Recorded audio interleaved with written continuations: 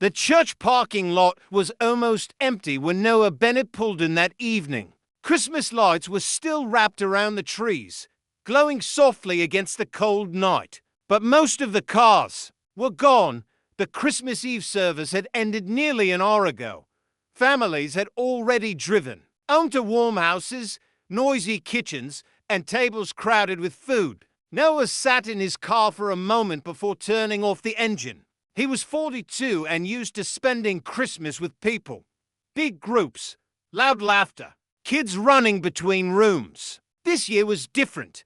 His divorce had finalized in the fall, and his kids were spending Christmas with their mother. He told himself he was fine with it. He told everyone he was fine with it. Still, the quiet felt heavier than he expected. He stepped out into the cold and zipped his coat. Snow crunched beneath his boots as he walked toward the side entrance of the church. He had volunteered to help clean up after the service, mostly because he did not want to go back to an empty house just yet. Inside, the sanctuary smelled faintly of pine and candle wax. A few volunteers stacked chairs and gathered programs. Someone hummed a carol under their breath. Noah folded tablecloths, moving slowly, letting the familiar routine calm him.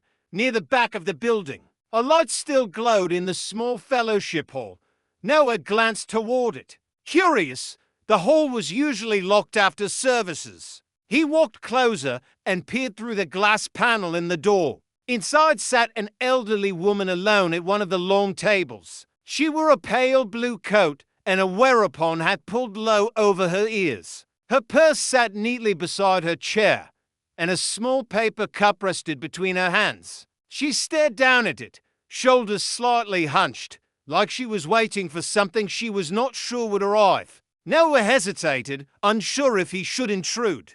Then he noticed her eyes. They were red, not from cold, but from crying. He opened the door gently. "Hi," he said quietly. "I'm sorry. I thought everyone had gone home." The woman looked up, startled, then relaxed when she saw his expression. "That's all right," she said. "I didn't mean to stay so late." "No trouble," Noah replied. "I'm just helping clean up." She nodded, then looked back at her cup. Silence settled between them. Not uncomfortable, just uncertain. "My name's Margaret," she said after a moment. "Noah," he replied. She offered a small smile. "Nice to meet you." "Noah," he gestured toward the coffee urn on the counter. "Would you like some fresh coffee? That's been sitting a while." Margaret glanced at her cup and nodded. "That would be nice."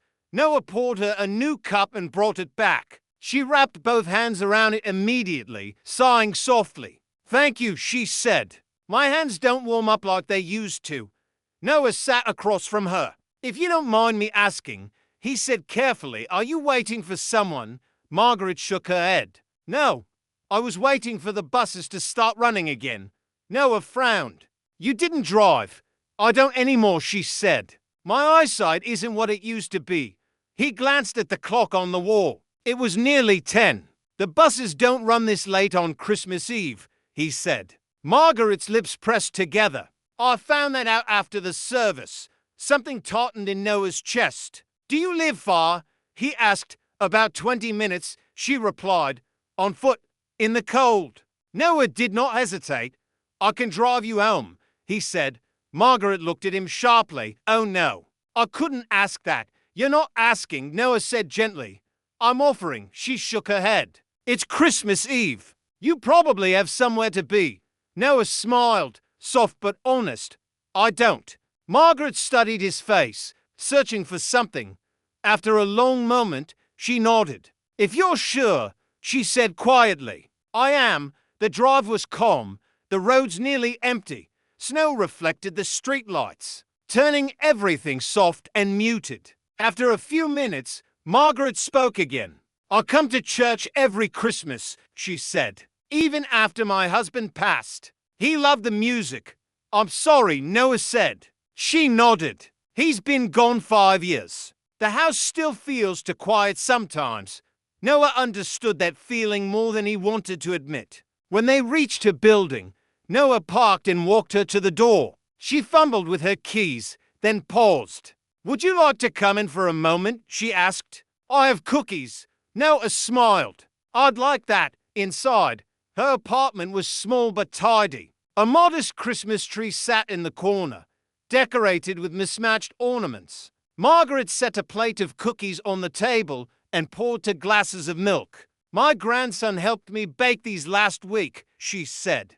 They sat together, talking about small things at first: the service, the music, the weather. Gradually, the conversation deepened.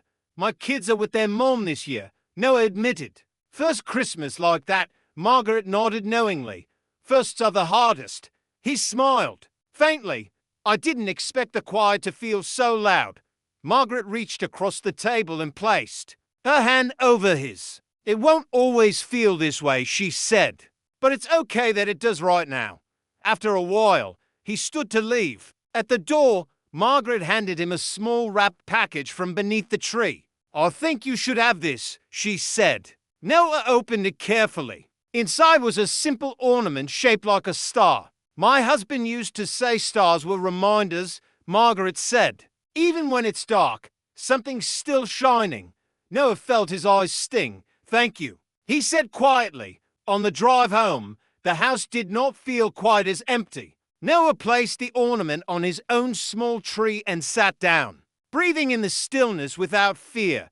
That Christmas did not bring grand miracles or loud celebrations. It brought a late-night drive, shared cookies, and to strangers who reminded each other they were not alone.